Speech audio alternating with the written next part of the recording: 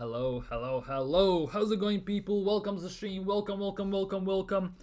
And today we have basically simple things. Simple things. We don't have news to talk about because, well, there are some news, but we're not gonna talk about that. We're gonna talk about simple stuff. We're gonna talk about Arsenal's squad. We're gonna talk about if Mikel Arteta is the right man for the job. My camera is also doing a bit of a mazza here, so that is kind of annoying. I'm not gonna lie. So I'm very sorry about that. But we're gonna talk about the simple stuff today. Very simple, very primitive stuff, because we touch on these subjects during streams occasionally, and it basically takes about half a stream to talk about even one single thing. So I thought today, why not? Why just not go for it? Why just don't just dedicate a separate stream just for talking about Arsenal squad, about Mikel Arteta, and stuff like that in general? Because there are times when it needs to be done. We don't do it too often, so I guess it was on the need to be done basis. Let's just put it that way. So subscribe if you're new around here, smash the like button and everything. Leave your thoughts down in the live chat, anything regarding Arsenal squad, regarding Mikel Arteta and all this stuff. We're gonna tackle them, we're gonna discuss them and everything. Let's go all on that route. I have some notes I want to basically talk about as well. So to be honest, let's not drag too much, let's get into it. And basically, first things first, it looks like Roberto Olabe, the guy from Real Sociedad, who said that this is his last year at Sociedad as a sporting director and everything, who said that he's going to take a time of absence, leave of absence, he's going to basically relax, he's not going to look for a new job at the end of this season. It looks like he's not going to be Arsenal sporting director, and I must say I'm quite relieved if this is true, basically, because there was way too much familiarity to my liking between him and Mikel Arteta, because this is the same guy who signed Mikel Arteta to Real Sociedad in the first place. So there definitely was that unnerving moment that he would be another yes man added to the team, and basically I didn't want that to happen. I wanted to be a go-getter, in a way, a shark in the pool who basically, if knocks, then it's a serious knock. No, it's just a wannabe knock. And when Mikel Arteta says yes, I want someone who says no to him as well. So if Olabe is not joining Arsenal as a sporting director, that potentially could be the good option in my opinion, as long as it's not Eto as well. If it's Eto, then we could basically just shut it all down. Let me just basically pack the club in and just go from there. But it is what it is, basically. This is now, it looks like it could be confirmed, it could be not, but this is Matteo Moretto from Relevo on talking to whoever that is, basically, who talks about Arsenal, who is not an ITK, allegedly, but he says Roberto Olabe is not going to be Arsenal sporting director, which is actually quite nice. I'm not going to lie, for me it's a bit of a relief, as I said before. Another bits and bobs here or there, which have been on the agenda, is that Fabio Vieira kinda is balling out at Porto, and not specifically overall, but just in the last 3-4 games. Every single game in the last 4 at least, he gets at least a point, and he gets his GA going. Basically, it puts his rating up. Whether he's recapturing his form, whether that's true or not, who knows? But ultimately, that still doesn't answer the question if he's good enough for Arsenal. If he is good enough for Arsenal, whether he will succeed at Arsenal or what, whether Arsenal going to sell him or not, that still is up in the air, and that still is the big question. For me, at least. Let's just put it that way, because as much as he's a decent player, but maybe he's not a decent player for Premier League. And that is also the big question for me. He doesn't look physically strong enough to some extent. He doesn't look strong enough as well. He doesn't have the abilities. So time only will tell, obviously. So it's up in the air, let's just put it that way. But now, basically, that completes the small segment I had regarding Arsenal news. But now, here is the big one. Here is something I wanted to talk about in general. Arsenal scoring stats, Arsenal goal scorers, Arsenal top assisters, and everything that comes with the territory. And basically, that's what I'm going to talk about, the Arsenal squad. Big up Marlon, big up my guy, big up to you in the chat. Mikel Arteta is the worst manager of all time in football history. I would not go to that extent, but he arguably is not, I would say, not Arsenal's thing, basically. He's not, definitely shouldn't be considered one of Arsenal's best managers, let's just put it that way. Yet there are people who consider him that way, and that is a big travesty in my opinion, because that totally kind of deflates and kind of diminishes the stature of the club that is Arsenal, and there's some other coaches and managers we have had over the years, history. Let's just put it like that. Even Emery is better than obviously than Mikel Arteta. But what he did at Arsenal, if you want to say, well, he didn't have the funding, he didn't have the backing from the fans. Let's just put it that way. Nobody was complaining when Emery was at Arsenal and he was on 21 game unbeaten streak. With Mustafi and Socrates and players like that being our defensive pairings and everything. So nobody complained then, but now they're complaining. So it is what it is, I guess. Obviously, there's Wenger, there's George Graham, and more from where that came from. Robo, you realize our defenders have more room to attack than our forwards? Yeah, that is also the case. Mikel Arteta's tactics and everything has gone in a way that basically our defenders have more room in the attack, and our defenders are scoring more than our attackers in recent times. That also is the case, and that definitely is a thing that should not be flying overall in terms of Arsenal. Let's just put it that way, to say the least. But yeah, we are basically now gonna look at Arsenal's top goal scorers and top assisters. We are in March at the moment. We are in March. And everything, so it's kind of interesting.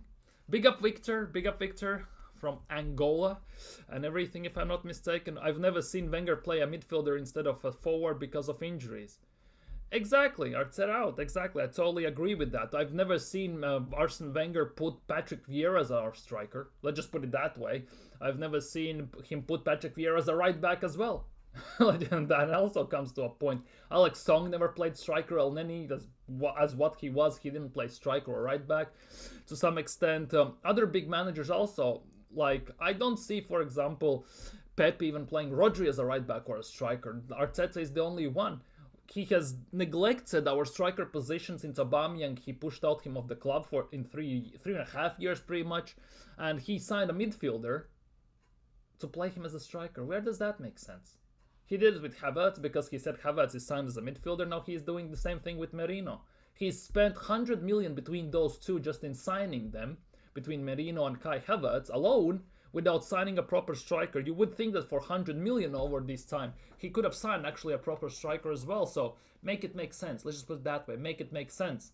And Mikel Arteta persists on saying that he has to make the best out of every transfer window. He has to make every opportunity count, but it doesn't look like it's happening. It's not happening. Let's be real, it doesn't even look like that. It's not happening whatsoever. And he's looking for golden opportunities in the market, but every single golden opportunity there is in the market, he lets go, basically, because Kvaratskhelia was available. We didn't sign him. Osimhen didn't sign him. Tony didn't sign him. Even Watkins to some extent, he was open, didn't sign him. And then if we had even some glimmer of hope of having a striker in the team, he has sold them as well, or he doesn't even play them. It looked Balogun. He preferred Nketiah over Balogun. He sold Balogun after that fantastic season at Reims. Okay, fair dues. He sold him, made 36 million. Okay, that would mean that we're gonna sign a striker. No, we didn't. We gave it Nketiah 100 grand a week. We gave him number 14 shirt, by the way. And we didn't sign a striker. And the year we did that, Newcastle signed Isak for 70 million. Arsenal didn't sign Isak, if you can leave the reports, solely due to the fact that the board, and that means Garlic, Lewis, and all these men, they said that he was, the price that they were asking for him didn't coincide with the output he was putting out. They didn't believe that he was worth 70 million at the end of the day. And now, when you fast forward 2 years, Arsenal are in this position where they are linked with Isak, and they're willing to pay 140, 130 million for him. Make it make sense. We are ready to pay 2 years later double the price for him when we didn't want to pay the simple 70 million in the first place. How does that make sense? They didn't want to take a gamble, but now that he's established, they're willing to take him. How about take a gamble, for example, for a change? How about you take a gamble? If you've checked our match stats, Calafiori and Gabriel have more attack pressure than our... Yeah, that is the case. Calafiori played, feels like 20 minutes of the first half at striker. It was like that against... who did we just play? Fucking hell. Nottingham Forest. That's how it looked like. He was there up in the books. He was a striker for half the first half. It felt like that. Same goes for Gabriel and other players. We don't have a balanced squad after 5 years. That's crazy. Yeah, big up Mike. Big up Mike. And that is also the case. We haven't had a balance in the squad. You could argue we had a somewhat balanced squad in the 22-23 season when we basically... attacked, and our defense maybe was not that sustainable because obviously that season it was a bit different. But then again, if we look at the signings, how we have basically done business, we have spent most of the money on midfield and defense. And if our defense is somewhat balanced at least, right? We have one that is smooth and silky in Saliba, one is pretty much the guy that does all the dirty work in Gabriel. We don't have actually, we don't actually have a balanced midfield. Our midfield is just not it. Let's be real. We are playing a number 6 as a number 6 or as a right back. Then we have a center back, basically, who started as a center back in Declan Rice, who played most of his career pretty much as a number 6 under David Moyes at West Ham, who helped him like that win the Conference League even, right? And then we push him out to the left 8. We have signed Havertz for that left 8 spot, Rice technically for that left 8 spot, and Merino for that left 8 spot to replace Granit Xhaka, and we still haven't done that. We genuinely still haven't replaced Granit Xhaka, as mad as it sounds. And people say, oh, when Havertz is going to be as a left 8, he's going to unlock Martinelli. Merino is going to unlock Martinelli. And we still haven't done that. And then if you add on top of that, our marquee signing the last summer was Calafiori, he has been pretty much benched, more often than not, for Miles Lewis-Skelly, a Haaland graduate, who technically even isn't number 8. He's not even as a left back. And he persists playing him as a left back, because he does a very good job there, let's be real. But it's not his primary position. Even though when Miles Lewis-Skelly was in the academy, there were talks that Mikel Arteta envisions him as a left back. And then recent times, Mikel Arteta has said that he envisions Ethan Nwaneri being a number 9. So when is that going to happen? When that switch is going to happen? Because Emery used to play Martinelli as a number 9. Arteta has never done that pretty much. He doesn't do that. He plays players out of position, but not in the right positions. That's the worst part. And going back to your comment about our unbalanced squad, our midfield is the one that's most unbalanced because we don't have creators from the midfield. You could say Odegaard's the creative spark, but he has the same amount of assists as Man City's goalkeeper Ederson this season.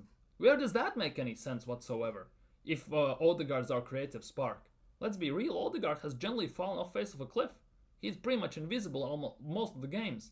He runs around a lot, and that's about it. He doesn't do anything else. He doesn't score. He doesn't assist.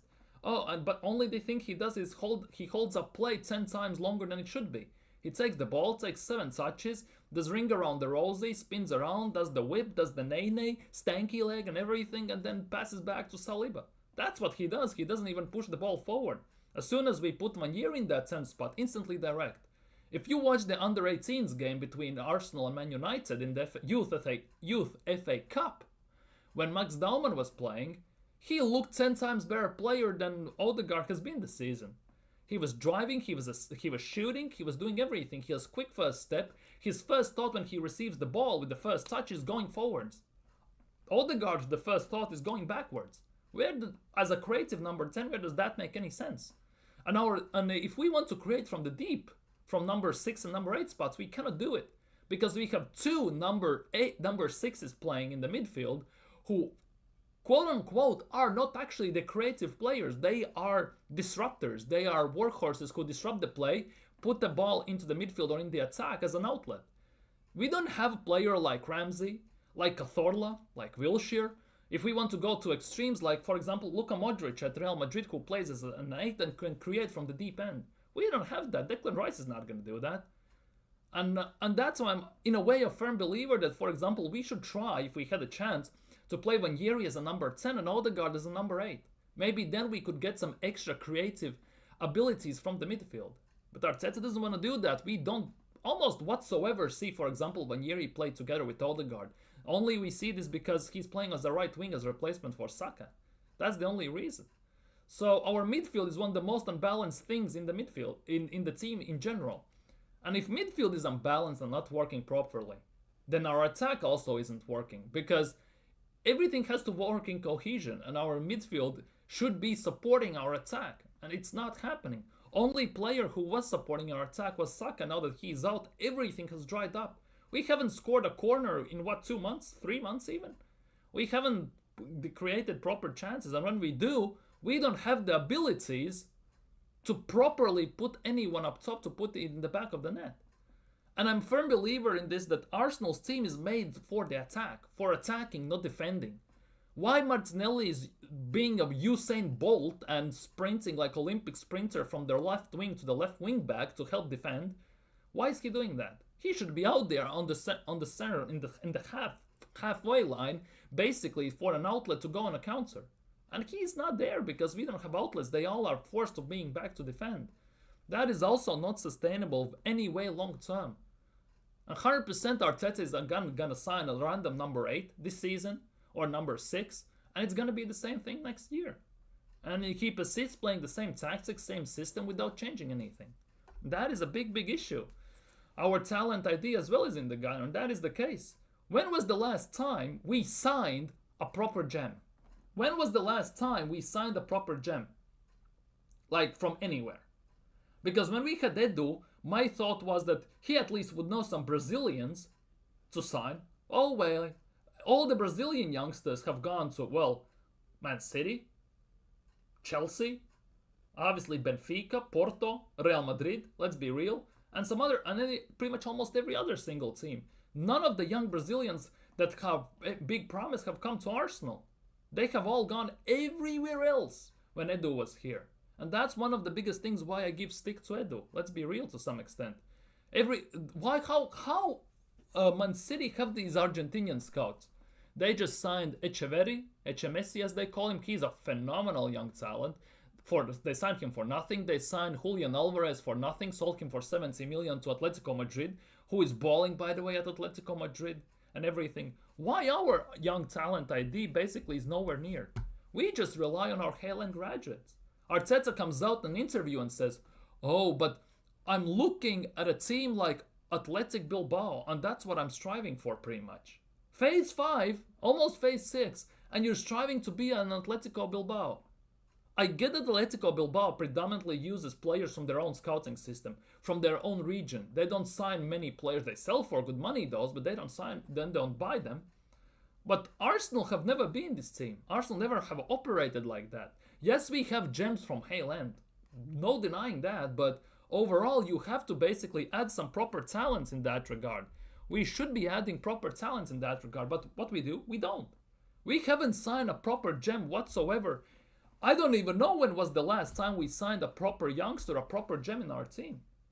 Because most of the players we sign are somewhat established players who are either great, like Aubameyang, or either bang average, who are mid-table level, like Merino or Kiwi, or players like that. Fabio Vieira, also young talent, nothing. We haven't signed actually a proper future star whatsoever. All the future stars we have in our team are from our academy. Obviously, it's fantastic, but overall, you need to add some outside talent as well. And we haven't done that in general. Player 10 is retired. To be honest, number 10 in general is retired. Because we don't see number 10s anymore. Out and out number 10s like we used to. We don't. Like, obviously, Ozil was I could say, one of the last great ones. Then there's Odegaard and players like that. But number 10s out and out don't exist anymore. Most of the players are either number 9s or wingers or number 8s that can make drift into that position, but they are not out and out number 10s. They don't exist anymore. Due to the evolution of football, they have disappeared a bit and they don't exist. Many teams don't even play with a number 10 anymore. They rotate, they have free roam type instructions in the team. The number 10 spot doesn't exist like that anymore. They drop down. They don't exist as like that anymore. So that is a big issue in that regard. And Arsenal feels like they live in the past. They're always like 3-4 years behind everything. We sign players that are not good enough for other teams, and 3-4 years later we realize why. Pep Guardiola saw that Jesus and Zinchenko are not good enough. Arsenal just signed them like no tomorrow. They said, oh yeah, let's go, let's sign Zinchenko, let's sign Jesus. And let's be real, when we signed Jesus, he actually looked quite good. I'm a really big fan of Jesus, but obviously due to injuries, he has ruined somewhat his career in that regard. But overall, if you think of it, we signed Zinchenko, who as a team we outgrew in a bit more than half a year. our team hasn't outgrown Jesus, but Jesus is more of a winger than a forward as well. So it doesn't fly like that anymore. The talent ID, the scouting department, which has been sacked pretty much everything, it's also kind of nuts. The fact that no one ever in the history of football would you play a CDM as exactly that is the biggest thing. Arteta has this weird fetish of playing players out of position. Think about it. Overall, if you look at our squad, we have maybe 6 players that play their specific positions. Rest of them play all across the pitch. Partey is a 6, we play him as a right back. Timber, by default, you could argue is a center back, we play him as a right back. Kivior, center back, we play him as a left back. Calafiori as well. Last 2-3 years in Bologna he spent as a center back. Why are we playing all of a sudden as a left back? He hasn't played left back for 3 years. For me, 2 complete different positions. One that requires one set of asset of skills, other one completely different others. Ben White as well, center back. In 3 at the back formation, Calafiori, Kivior, Ben White would be fantastic center backs. But put them in a 2 center back formation, they're pretty much useless. You have to play them out wide. Arteta is forcing them to play out wide. Declan Rice is number 6, we play him as number 8. Kai Havertz, he doesn't actually have a specific position. He's more for free roaming number 9/10 in between, something like that. We position him playing as a number 9 out and out. Trossard is a left winger. We play him as a number 9, number 10, as a number 8 even. We play him everywhere. Arteta has this weird pathology, this weird fetish of playing players out of position. But I would also pick up a proper left back and a right back, not a hybrid center back. Exactly.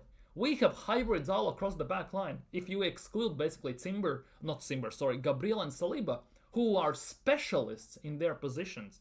That's what our team also needs. We need specialists in our team. Specialist is number 9, specialist is number 6, specialist is center backs.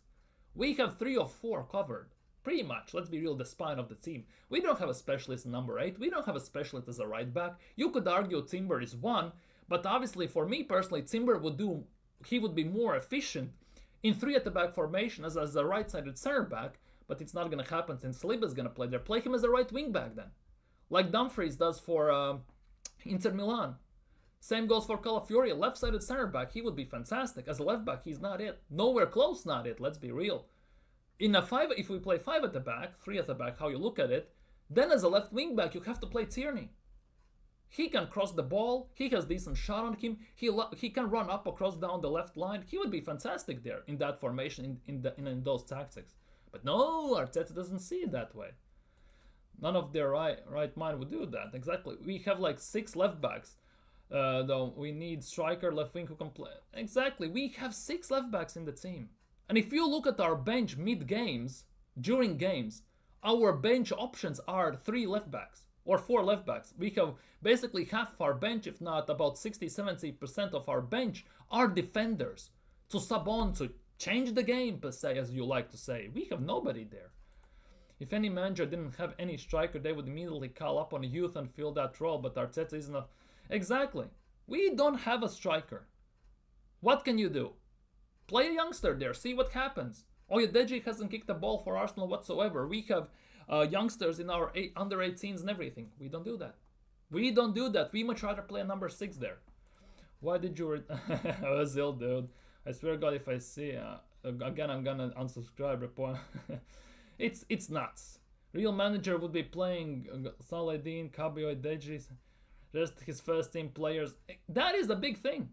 That is the big thing.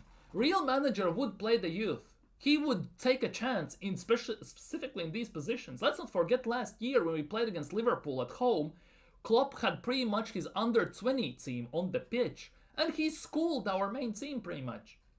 And he played youth. He played that Kanash or Kwasan, Konsa guy. He played Bradley. He played Kelleher. He played those guys.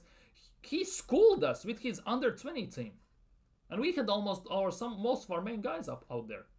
And people say we don't have youth, Arteta doesn't play youth. It's come to the point. People say Arteta doesn't play youth. He plays but he has played Ranieri. He has played Miles Lewis-Skelly.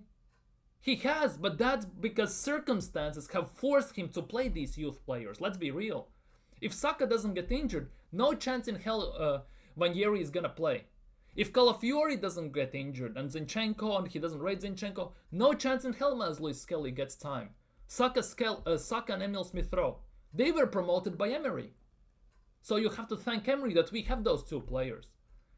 Saliba, signed by Emery. Phenomenal player. Why? Because Emery signed him, not Mikel Arteta. I would argue that the best signing Arteta has made under his regime, personally, overall, is only Gabriel. That was the good deal of business. Gabriel. You could argue maybe Thomas Partey, maybe. Maybe Ben White because it has worked out. It was due to luck because he realized that he's useless as a center back, so he has to put him wide. And he has kicked on from there. He's quite good there, let's be real. And then again, that left a hole as a center back. And that basically made him play Saliba there as a center back. I'm not sure Saliba would be the player he is today. Whether he will still even be in Arsenal's team in general if he wasn't forced to play Saliba there to some extent. I'm genuinely not sure. Because Saliba is a French player. This will sound weird, but if you look at the past and the overall till point now, since Arteta has been here, he hasn't signed a single French player to the team. A single one. Saliba was there when he arrived. That's why he's here. He binned off Guendouzi. He binned off Lacazette. We haven't had a single French player in the team. Arsenal were used to be known for having fantastic French players in the squad. Because due to connections with Arsene Wenger, he could have made a massive pull out of there. Now we have nothing of that. You would think that with Arteta being here, we would have some sort of a pool with Spanish guys. But we cannot even do that right. We signed Merino. Well, that has worked well. We much rather should have signed Fabian Ruiz, let's be real. This is all ass backwards. It's insane. Calafiori as a left wing back would bang 7... Big argument for that Calafiori or Tierney as a left wing back in 3 at the back formation for Arsenal would genuinely get 10 plus GA a season. With goals, with crosses and everything. They would bag. I see Wenger play Wusu Obey, Arturo Lupoli, Justin Hoyt. Exactly. If Wenger was in charge of this team, right? Imagine Wenger, let's just say 20 years younger, Arsenal at the wheel and everything. Saka would be 10 times better player. And I'm not talking about GA, because GA for Saka, that's a given because he's that good. But Saka wouldn't be this type of system player. Arsene Wenger was very attacking manager, let's be real. But he allowed the attack to express themselves. They allowed them to improvise on the pitch. That's why it's called Wenger ball. Because under Pep, under Arteta, you will never see Wenger ball. Let's be real. These one-top type of passes, backheel type of pass, anything. You will never ever see that. Pretty much. The issue with Wenger was he a bit neglected defense. But you generally could make an argument that with this type of defense we have right now, with Gabriel, Saliba, White, Simba, whoever we have as a left back, he would cook, let's be real. The chances Vaniri would get would be second to none. It would actually be insane, to be honest. If Wenger was manager, all these youngsters would be cooking. Exactly, Salah Dean would be fantastic. I would assume that Wenger already for next season would already integrate Max Dauman in the team. Sagoy Jr. Big chance that Chidobe Martin doesn't leave for this mess that is Manchester United.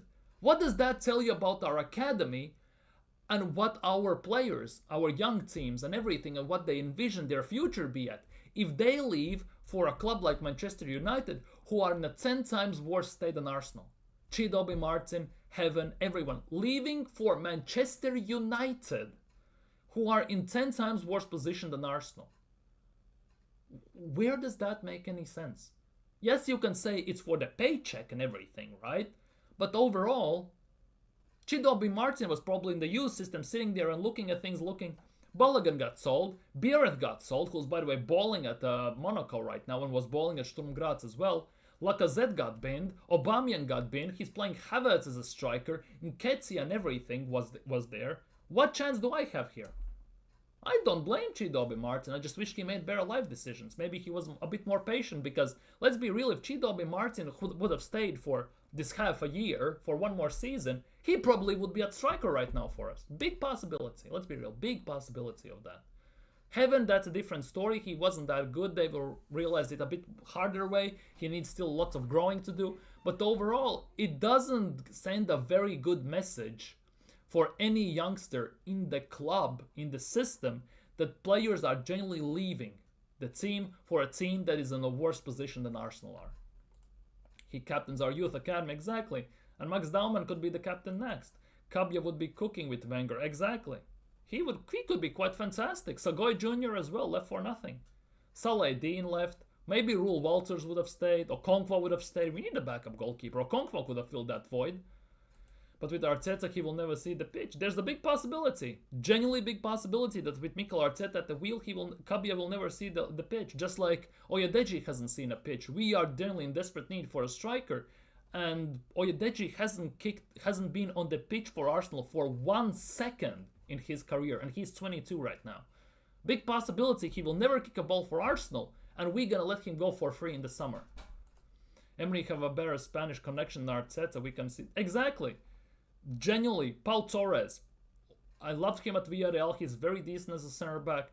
Genuinely, that's the biggest thing. It's not just about Spanish connections. Emery actually has a pool. He actually is that type of a manager, because look at what Emery has won as a manager. Look what he has won as a manager. Obviously with PSG it's a given, but have you seen manager win Europa League 3 times in a row? He did it with Sevilla. He won with Villarreal when he relegated Arsenal from Europa League at the time. Let's be real, he got us to Europa League final. Yes, it didn't go well. Obviously, we got destroyed by Chelsea, but let's be real. If Unai Emery was still at Arsenal and we given him 750 million, 100% we would have won something in Europe, and maybe even Premier League, and maybe some cups as well going along the way. People want to argue that Emery is not a better coach than Mikel Arteta. Are they freaking dumb? I'm sorry, but are they dumb? To say the least. That is just not it. You would think he would be picking up City youth players. At least, yeah. He was a City's coach. Why didn't he sign Cole Palmer? Why? Why didn't he sign Cole Palmer? Why didn't he look at these guys like McAtee and players like that? Why didn't he sign them? Like Oscar Bob, for example. Why didn't he go for them? He knows how City scouts players. Why none of these youth academy players from City would Mikel Arteta are not signing? He was with them. He saw what they're capable of. Yet they go to Chelsea. They go everywhere else besides Arsenal. Match after match, Wenger would develop Kabia. Yeah, he would. He actually would develop them. He would give them chances. Listen, Arsenal are playing their main squad more or less in FA Cup, Carabao Cup early stages. Saka is coming on being 3-0 up against Preston. Wenger was doing this stuff with our youth players. With youth players, he was winning 3-4-0 against these Championship League 1 sides. Arteta can barely do it with the main squad. That also doesn't compute for me. The math ain't mathin'. I have saying this for days, but no one listens, and I know this doesn't explain his performance, but even Pep himself said in 22-23 season that... exactly, he said that. Jurgen Klopp said that Martinelli in that 22-23 season was phenomenal and he could dominate quite heavily. Klopp said even he wouldn't mind having him at Liverpool. Because Arsenal that season were attacking. There was no defensive bullshit. There was no possession bullshit. There was no micromanaging, controlling every single portion of the pitch, every single square millimeter of the pitch. Arteta balled an 8-point lead, instantly switched tactics to what we see in the last 2 seasons, and we genuinely are struggling. Okay, last season, the second half of the season, we were attacking, and we again showed that Arsenal can be the team they were in 22-23 season. Why switch away from that? Why? Tell me why. And I don't mean Backstreet Boys settings, tell me why and everything. Ain't nothing but a heartache. It kind of resonates with Arsenal these days. But Arteta has shown that he can change stuff to work, but he doesn't want to do it now. Same thing goes for the first season when Aubameyang won him the FA Cup. We were playing 3 at the back / 5 at the back. After we won the FA Cup, he changed to 4-3-3, 4-2-3-1, and hasn't changed it since. Why he is not going back to 3 at the back? Arsenal's team are actually very well built to play 3 at the back. Why we are not going back to that? Why? Why there's no formation flexibility, tactical flexibility, no idea flexibility, system flexibility? There is nothing. It's always player per player substitutions. When we have all of the players fit, Martinelli comes on, Trossard comes off. Always, or vice versa. Martinelli comes on, Trossard comes off, or Trossard comes on, Martinelli comes off. Always. Nothing ever changes. Merino comes off, on, Rice comes off. Always. Ben White comes off, Timber comes on. Always. Skelly comes off, Calafiori comes on. Always. Always the same player per player substitutions. Nothing of the sort. Arsenal are drawing, losing a game. We need a goal. We sub on a defender. Where does that make sense? Where does that make sense? Oh, but everyone's injured. We don't have a player to sub on. Injuries are not an excuse. We should be prepared for these injuries. You want to tell me that after 750 million spent, Mikel Arteta doesn't have the bench to sub on players? To utilize players? To use players if someone gets injured? We should be in a position where if Odegaard gets injured, we have a replacement. Saliba gets injured, we have a replacement. Saka gets injured, we have a replacement. But we don't. We genuinely don't. Instantly we panic. Think about it. Timber got cramps, he couldn't play for 2-3 games. Partey goes right back. Would Wenger do that? Would Wenger play someone like that right back? Would Wenger put Patrick Vieira as a right back? Where does that make sense? Odegaard gets injured, he plays Merino there, he plays Trossard there, he plays Havertz there. If Bergkamp gets injured, would Mikel Arteta play Patrick Vieira there, Edu there, for the sake of argument? If Skelly gets injured, would Mikel Arteta play Lauren or someone like that there, Eduardo there? No, he wouldn't. If Saka gets injured, would he play again Thierry Henry on the right wing? Well, maybe he would. Thierry Henry could play all the positions. Let's be real, that's a bit different story. But would he do that? Would he play Pires on the right wing? No. Ljungberg played right. Pires played left. That's pretty much a given. Even when they got injured, we had flexibility. May he rest in peace, Jose Antonio Reyes. Obviously, are shoving players like that. We had players to play. We always had substitutions. And if everything fell flat, we always played a youngster there. And it's not a shock that it actually worked when we played a youngster there. I'm still kind of butthurt about the fact that we basically let Gnabry go. Because he went out on loans to West Brom and teams like that and didn't work out. We sold him to Werder. Werder, he had a fantastic season at Werder. Then Bayern Munich buys him and rest is history. Let's be real. How does that make any sense? Arteta ruined him. He would be dominating if it wasn't for Arteta and someone like Pep and Klopp who said you could dominate, it means you are no joke, Robo. Exactly. If some of the best managers in the world are telling that they see something phenomenal in that player, you bet your sweet ass there is something phenomenal in that player. But Mikel Arteta doesn't see it that way. Why switch the tactics from attacking to defensive and ruin Martinelli?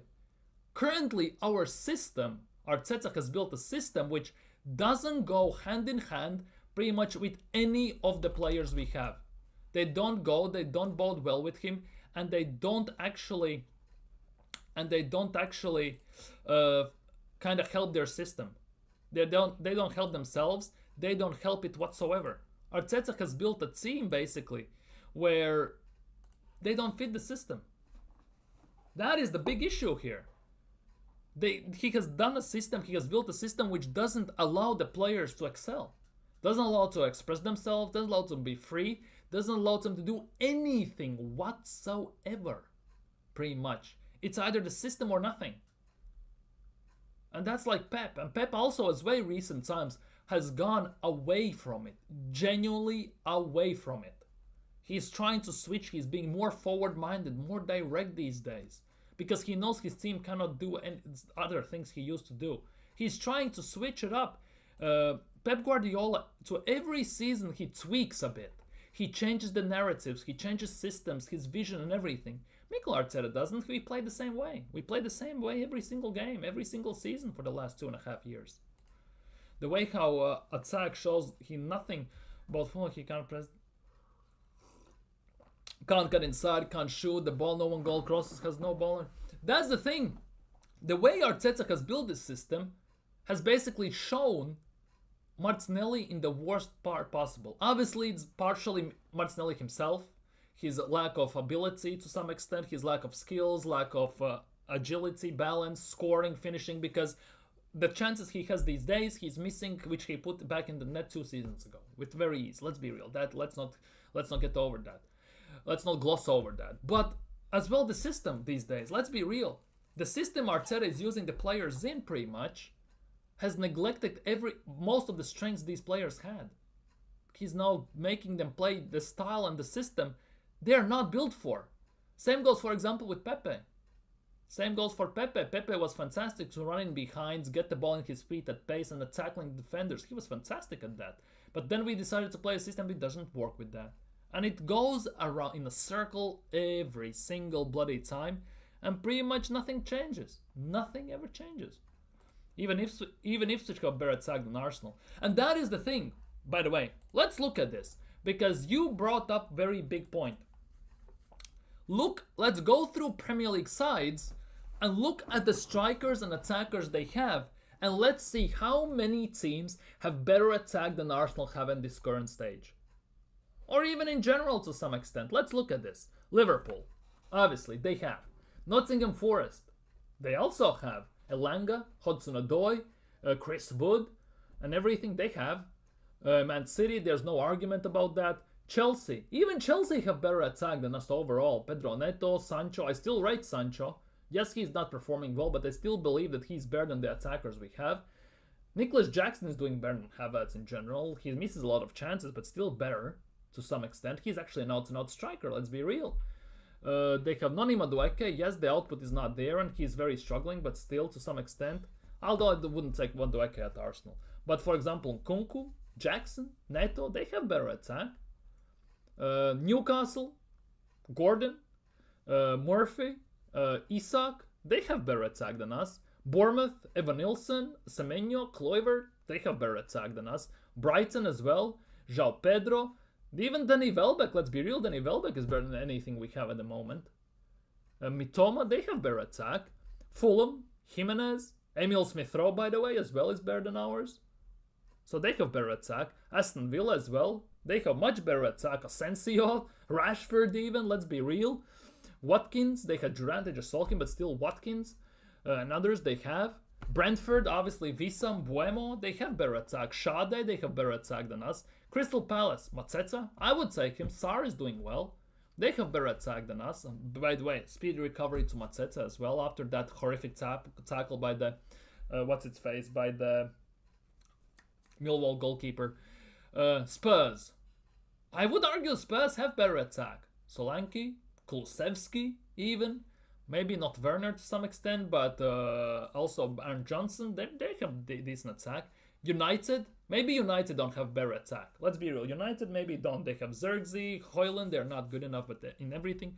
West Ham, let's go further. West Ham, they have Kudus, they have Paqueta, they have Bowen, they have at striker the guy, I forgot his name. They have the guy at striker as well, so they have better attack than us. Everton, they have Harrison, Beto, who else they have? They had someone else, but you could say they are on par. Wolverhampton Wanderers, they have Mateus Cunha, they have Podence. Oh no, Podence is out, never mind. They have Gedesh. You would say they're on the same level, so 3 teams.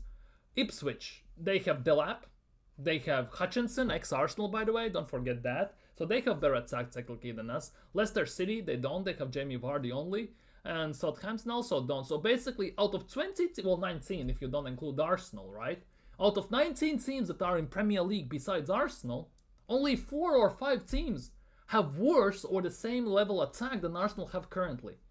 What does that tell you about Arsenal's recruitment after 750 million spent? Genuinely, think about it. What does that tell you about Arsenal's recruitment, specifically talking about the attack in this regard?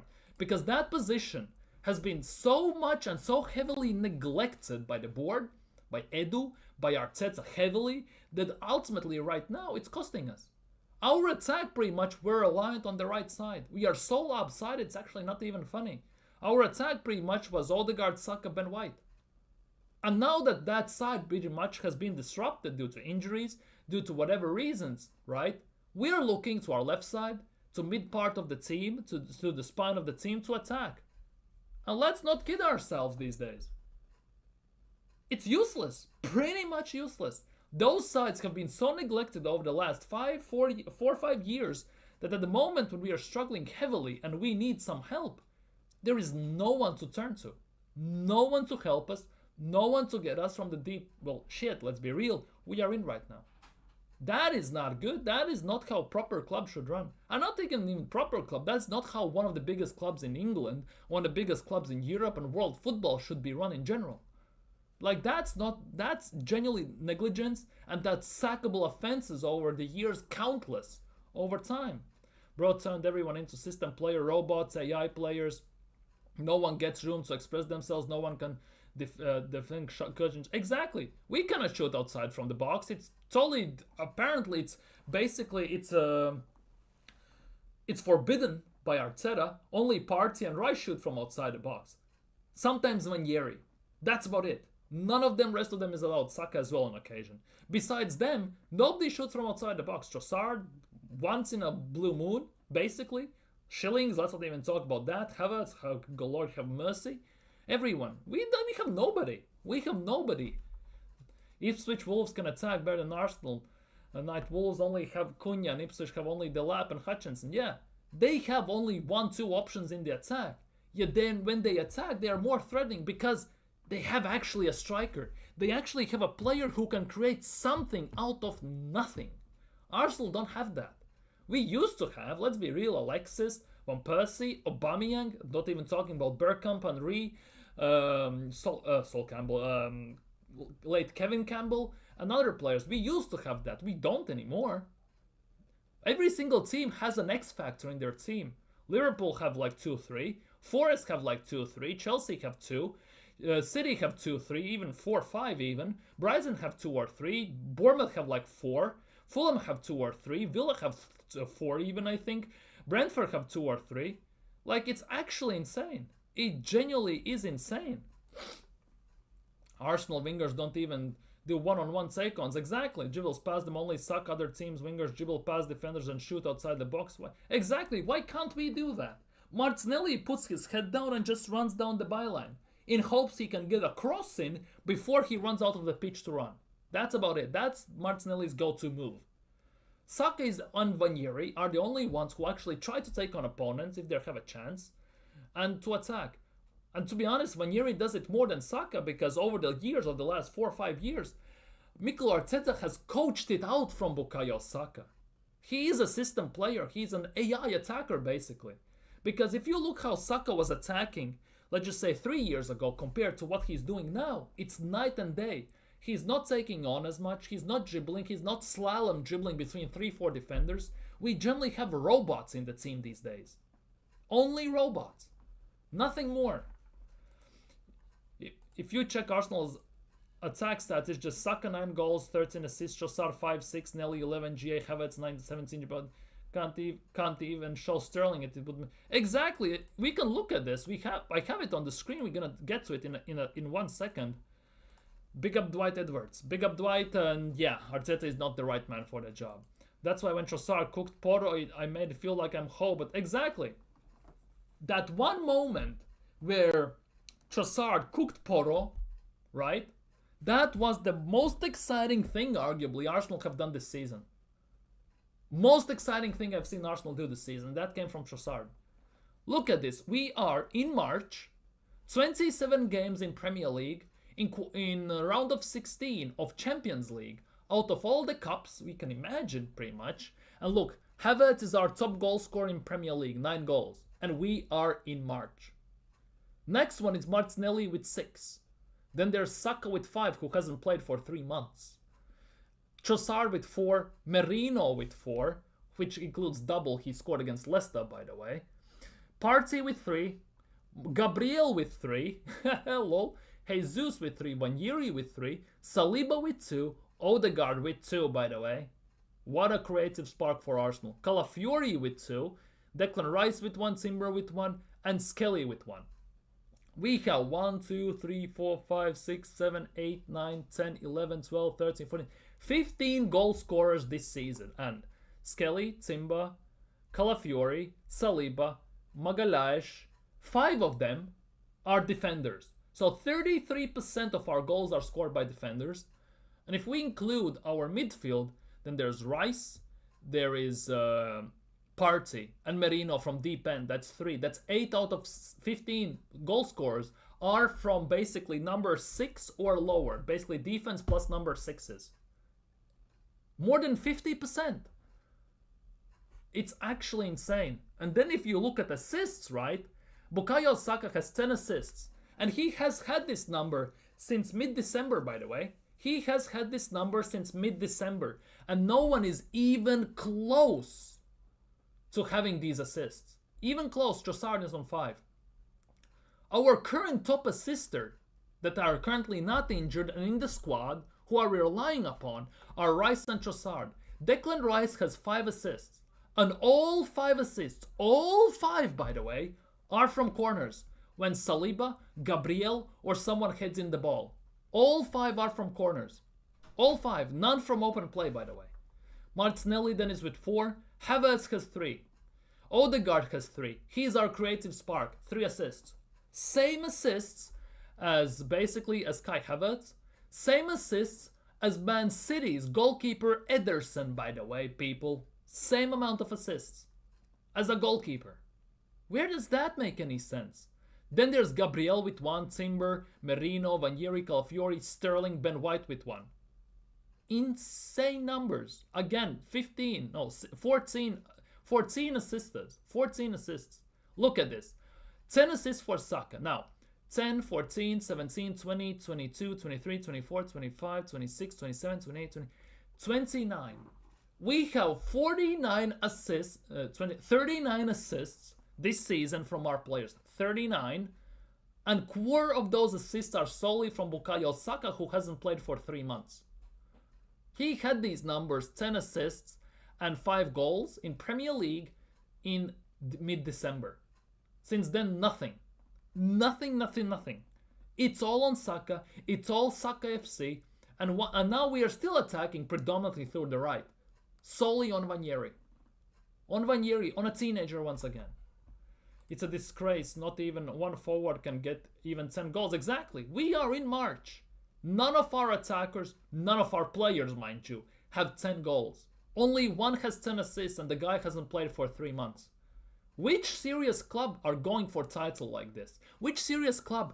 Oh, we gotta win the Champions League, as Top Gunners are screaming, and Arteta only fans, Arteta sexuals and all these people, right? Which club can win Champions League like this? Premier League like this? Carabao Cup, FA Cup? Who can win it like this? Unless you win every single game 1-0. Like we did under George Graham. And to be honest, at the moment, I wouldn't mind having George Graham as the manager and win games 1-0, 2-1, or something like that. Because at least we won the games then. Now we cannot even win a game. Not even the goal. Saka being injured for 3 months. You're telling no one could not have gone on a scoring streak. Can't blame y'all though. Arteta turned y'all in. Exactly. And that is solely on Arteta. And obviously you can blame it on players because they go with it. They don't say, no, I won't. I don't think it's the right decision because that predominantly is on Odegaard because he's the captain. But in 3 months, nothing to produce. The Saka system rely on Saka only, watch Saka score only, watch Saka only assist. Exactly. And let's be real, the goals that Havertz has, Martinelli has, and Trossard and other players have, predominantly, would not be possible if Saka didn't assist them. Quite a few of those are because of Bukayo Saka as well. Goals win matches, not playing good or clean sheets or trying. Exactly. Goals win games. What does it do to you when you basically don't score and you keep a clean sheet? You are not gonna win the league with 38 0-0s or 1-1s. You're not gonna win the league. 38 points. You're borderline relegation candidates to that extent. Maybe not these days because the league is shit, but it is what it is. 38 points guarantees you somewhat mid-table finish already. Because the relegation teams get about 25 to 30 points. Let's be real. We need to score goals. Yes, our attack is not there. But that again should mean that we actually attack. For the lack of attacking finishing abilities we have, we should create, that means 10 times more chances to even put one back in the net. Think about it. Because realistically speaking, if you have, for example, Benzema up top, Lewandowski up top, you can get away creating 3-4 chances a game and scoring 2 goals. Because those guys know how to finish, those guys know how to get goals. But when you have attacking issues, when you don't have proper finishers in the team, that means you need to somehow basically increase the volume you produce in chances to cover the chances they're gonna miss. So that means we should be creating 2-3 times more chances to basically balance out the chances they're gonna miss. Because Havertz is scoring 1 in 6 chances pretty much, right? 1 in 6, 1 in 7 chances on average, right? So that means you need to create 7 chances for him on average to put 1 goal in the back of the net. If you have Benzema, you need maybe 3 chances, right? So that means you need 2 times less creation. But now with the issues we have in the attack, we need to create those 2 times more chances. If we create 5, we need to create 15 chances a game to actually have at least 2 goals a game. We need to do that because there's no other way to escape it. We need to create more to actually have some goals. Because the less chances we create, because even if those are good chances and we miss them, the more frustration is going to set into the team. It's not a coincidence that recently, after Nottingham Forest game, Declan Rice was arguing with Gabriel after the game. Cameras caught it. They were arguing. There are some random rumors that someone is arguing with Odegaard in the dressing rooms and everything. The cracks are starting to show, people. The cracks in the team. Arteta might be losing even the dressing room. It's all starting to show. It's all smiles for the camera. But when the cameras are turned off, that's when it counts. And it doesn't look good. It genuinely doesn't look good. It could be a mutiny at some point. It could become another Emery situation when players, at least part of the players, turn on the manager. And if that doesn't get resolved, it could become very dark times. Players could hand in transfer requests. Let's be real. Players could easily do that. It doesn't take much to do that, especially if we don't start winning.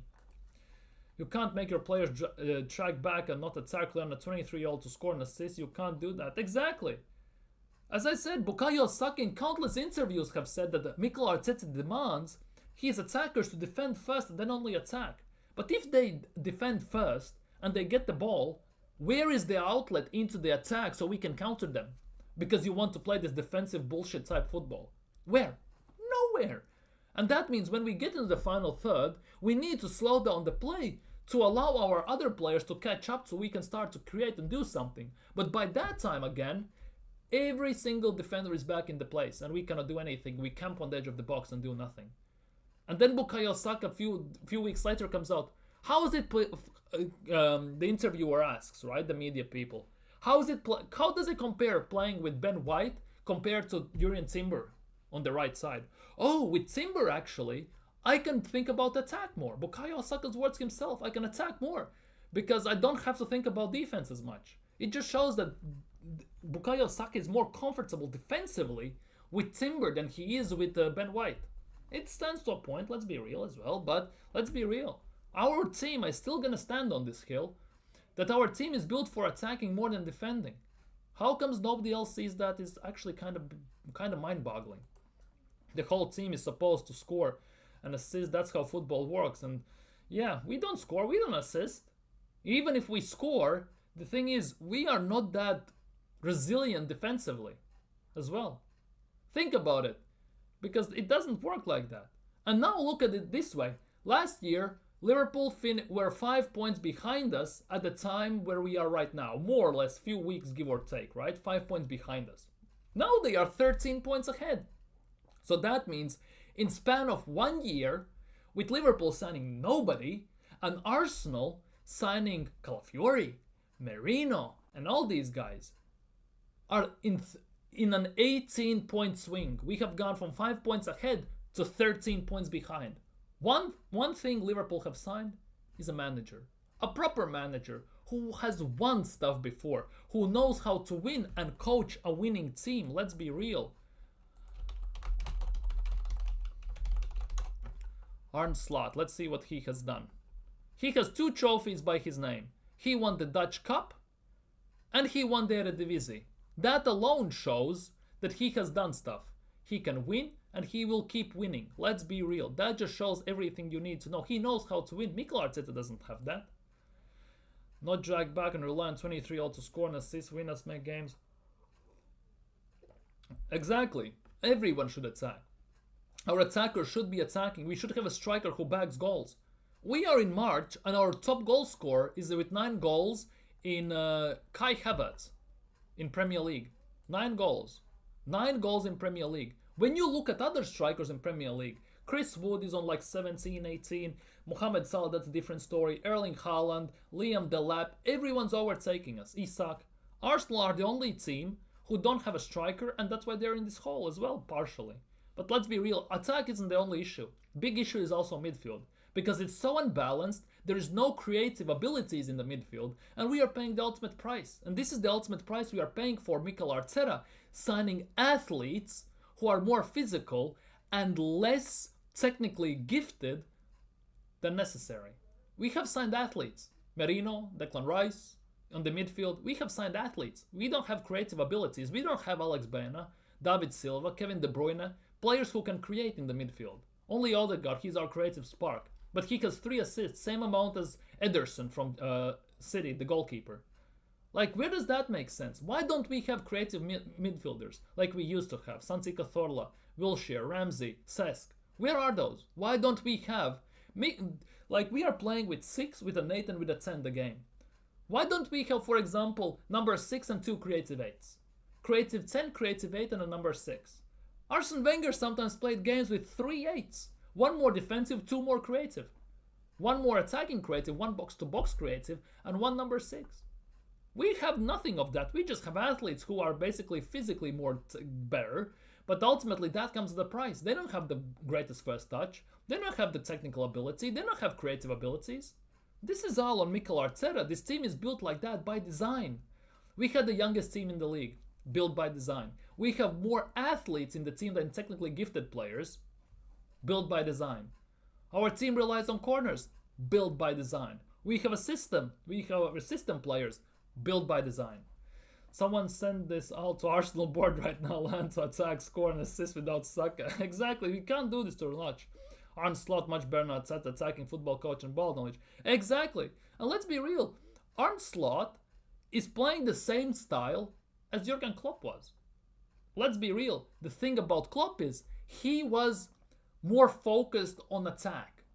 Arne Slot has brought basically more balance to the Liverpool team. More balance. So they are also more defensively resilient. And you can see the fruit of that right now. Defense and attack perfectly combined. And you can see that in Liverpool. What the only thing Mikel Arteta needed to do is combine the attack from 22-23 season with the control and defense type BS he did last season is doing this year, and we are golden. Find the perfect balance. But he doesn't do that. He goes from one end of the spectrum, completely attacking, to the other end of the spectrum, completely defending. And add to that inexperience, useless substitutions, improper recruitment, his narcissistic abilities and quotes in the media, what he says. Just lock it off. Sack him now. First John Cena turning heel, now Arsenal. John Cena turning heel, I'm not gonna lie, had to happen at some point, even if it's his last final tour, because obviously it means that Cody Rhodes is gonna win at WrestleMania and all that crap, right? But ultimately, John Cena heel turn was something that was very heavily demanded by the fan base. I'm gonna take away a step back from football to talk about the wrestling because, well, it's Arsenal, let's be real. So, in the same corner with The Rock, it could actually go very, very good. Triple H knows what he's doing. So this will actually be very, very interesting because, let's be real, John Cena hasn't been a proper heel ever. He's been a babyface all his freaking time since he's been at the wheel, 16 world-time world champion and everything. Let's be real, he's not also gonna win it at WrestleMania. Even if he does, he will retire it instantly just to have the 17 one over Ric Flair and stuff like that. But ultimately, it had to happen at some point. And what better way to do it is at the end of his career. He's gonna be a WWE Hall of Famer no matter what. He's a legend. He's one of the greats. Let's be real. Vieira and Ketia, ESR, Tavares, you could make an argument. You could make that argument. Yes, there are players that are not good enough. And to be honest, 3 of the 4 are not good enough. I think ESR would be good enough. But let's say it this way. You loaned out Vieira. You sold Emil Smith Rowe. You loaned out Nuno Tavares, and you sold Edin Nketiah. If you are a logical person, if you have brain cells, you actually replace them in the transfer window when you do so. And we didn't. We genuinely didn't. We have Oyedeji, who hasn't kicked a ball in the main team whatsoever. He's just holding bench. He just sits there and does nothing. Kabia sits there and does nothing. We genuinely haven't replaced the players we sold. The logic would dictate that if you get rid of players, you actually replace them. But in the last summer window, we did none of that. Top Gooners, all of them people were giving this window 7 out of 10, 8 out of 10, 9 out of 10.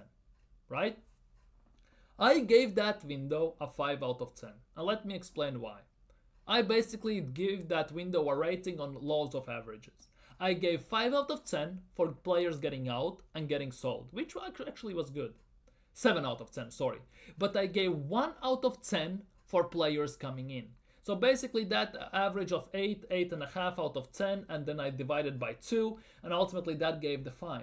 But if I have to look from the perspective of generally how the transfer window was conducted overall in terms of the season, it is 1 out of 10, if not 0 out of 10. We didn't address any of the issues we had to address, and that is about signing 3-4 players in the necessary positions in attack, in the midfield. We let go of all the players, thus making our team already by default smaller than it has to be, because already last year we had 25 out of 25 players, which was the smallest squad in the league, and now we've made it even smaller with 22 players. And that again is done by design of Mikel Arteta, the board, and everyone else. So sack them all, get him out of the club. Arteta is not good enough. And the biggest problems with Arsenal's squad, it's not the squad itself. Yes, it is for signing the players that are not good enough, but ultimately it's Mikel Arteta. Because he has signed them, and when he says, oh, I have nobody to sub on, I have nobody to play, it's his fault because he has signed them and he has realized they're not good enough. Oh, but we sign players everybody wants. That's what Mikel Arteta said. So how comes you cannot sell them right now? Nobody wants them. We have put them on Champions League level wages when they are a championship level players. Make it make sense. This club is a total and utter disgrace. Let's be real. Hell no, he should have stayed babyface forever. He was my god. Then he sided with the bald fraud rock. I get that. It's basically how you think about these things. For me, I wanted to see a heel turn. Obviously, it was time. Time only will tell how that's gonna run. But I generally believe in Triple H, how he's gonna do these things, and that should actually work fine. For me, some things had to happen, and that better late than never to some extent. Him being a babyface, to be honest, it wouldn't have in WrestleMania the same kick if babyface Cena faced babyface Cody Rhodes. Let's just put it that way. And turning Cena heel, signing him with The Rock, and with the creative department, how Triple H is running it and everything, the WrestleMania has extra kick to it, and it's gonna get sold out faster than ever before, especially since it's in Las Vegas this year. So that definitely will be a different type of gravy and different type of situation. It's partially been because of money and the hype, but that is something that needed to be done. I strongly believe it needed to be done. Let's be real. How that depends, how that develops, time only will tell, obviously. But I trust Triple H that he will do the right thing. Rice is a DM. Exactly, Rice is a 6. He has more assists than Odegaard and you. The thing is, Rice has 5 assists. And all of them are from corners, by the way. No open play assists. Think about that, though. Think about that. All the assists from Rice have been from corners. Jimmy Gower, Edin. Yeah. We sold or loaned out attacking options within 15 minutes left in the window. Exactly. And how did we replace them? With Raheem Sterling. And then they say, oh, Raheem Shillings, I had 10-minute talk with him. In the first minute, I knew I wanted him. We haven't seen the best of Raheem. Then Edu comes out and says, well, Raheem Sterling wasn't on the cards, actually. We just had to get someone in. And then Mikel Arteta, 2 months later, comes in. We don't want to sign just players to have a body in, just to get a body in. But he did the same thing with Raheem Sterling, let's be real. Marquinhos would have done more than Odegaard. Marquinhos would have been interesting. Marquinhos is Cruzeiro right now. We signed Marquinhos, should have been a free deal. We paid 2 million or 3 million on the top just to keep good relations with Fluminense. No, Sao Paulo. Sorry, to keep good relations with Sao Paulo. And ultimately, he cried his eyes out when he scored against Zurich, and that stopped there. We are stacking up problems for the next. Exactly. And that is the thing, and that's what the Kroenkes actually want. They're happy with top 4. We are getting the TV revenues and everything, and our team is good enough to be in top 4 for the next 2-3 years going on. So at the moment, if we look at things realistically, right, we need to sell about 5 players, and we need to bring in about 10. And Arsenal are not going to be Nottingham Forest who are going to sell 5 and get in 10 players in one window, which means we are again in phase 6. We are in a rebuild within a rebuild of the rebuild, which needs now another rebuild, which at the end of the day means this will drag on again for 2-3 windows, which means when we're going to get into the second window or the third one is going to come closer, we're going to put this type of mess is going to happen again. So they have another excuse to give more time to be in another rebuild and to waste more money. Raheem is washed and not in the good morale for 4 years. Yeah. Chelsea absolutely ruined him, but hey, it is what it is. Chelsea absolutely ruined him to some extent, but hey, it is what it is. Anyways, guys, I think on that note, I'm gonna call it quits for today. Quite fantastic stream, by the way. Quite fantastic stream. Brosker just signed Rashford and Moani. Look at what...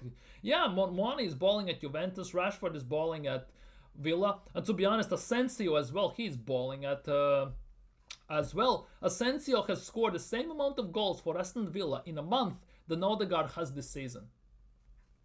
There is the thing. But let's be real, with this attack we had, and if we signed a proper striker, let's be real, Unai Emery would have done wonders. Unai Emery knew how to coach attack, and now imagine Unai Emery with Martinelli on the left, Saka on the right, and actually a proper striker up top. He would absolutely annihilate teams, especially with this defense, who is much better than the defense he used to have with Socrates, Lichtsteiner, David Luiz, and players like that. He would be golden. He would win us definitely something. 7 GA between the two of them in 2 days. Exactly. Rashford and Asensio are balling under Unai Emery. But yeah, I think on that note, I'm gonna end today's stream. If you haven't already, smash the like button. Subscribe if you're new around here, aiming for 500 subscribers very, very soon. Big up to Marlon who dropped by. Big up to Mike. Thank you for your chats and everything. I absolutely loved it. Big up to Dwight, everyone who dropped by. Big up to Victor. You have been freaking fantastic. You have been phenomenal. Take care for today. Tomorrow's Monday. New week starts. New opportunities. New options. Take the best of it. Seize the day. And all that stuff. And see you all tomorrow. Champions League is coming up. PSV versus Arsenal. We're flying to Eindhoven to play against PSV. So that's going to be on the agenda in the coming days. Tomorrow we'll see what tomorrow brings. But for today, I am out. Take care. Arteta out.